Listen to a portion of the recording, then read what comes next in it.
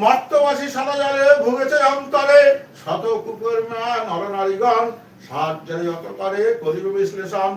তাই বলে লক্ষ্মীর করিবে বন্দনা, আর দাও উলোধ্বনি, আর দাও উলোধ্বনি।